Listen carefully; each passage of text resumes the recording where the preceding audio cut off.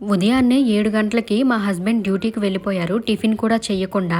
ఇంకా నేను ఫోన్ చేసి కనుక్కుందామంటే నా ఫోన్‌లో బ్యాలెన్స్ అయిపోయింది. ఇంకా 10 గంటల వరకైతే వెయిట్ చేశాను. ఈలోపైతే విహాన్‌కి ఫ్రెషప్ చేయించేసి ఇంకా విహాన్‌కి బ్రేక్‌ఫాస్ట్ కూడా తినిపించేశాననమాట.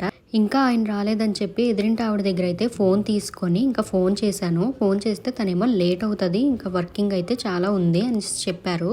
సర్లే అని చెప్పి విహాన్నయితే పడుకోబెట్టాను. తనని పడుకోబెట్టేసరికి 11 అయితే అయిపోయింది.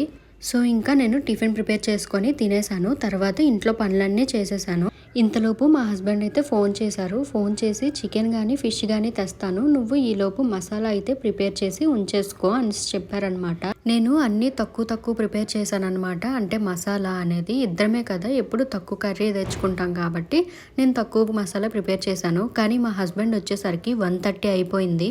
అందుకని చెప్పి వాళ్ళని చికెన్ అబ్బాయినేమో గేట్ దగ్గరికి చికెన్ తెచ్చేయమంటే ½ కేజీ అని చెప్తే కేజీ చికెన్ తెచ్చేసారండి. అప్పటికే లేట్ అయిపోయిందని చెప్పి ఆ మసాలాకు తగ్గట్టు చికెన్ కర్రీ అయితే చేశాను. మిగతా పీసులు అయితే బయటనే ఉంచేసాను. ఈలోపే రసము రైస్ అయితే వండేసాను. మిగిలిన చికెన్తో ఏం చేశానో నెక్స్ట్ వీడియోలో అయితే పోస్ట్ చేస్తాను.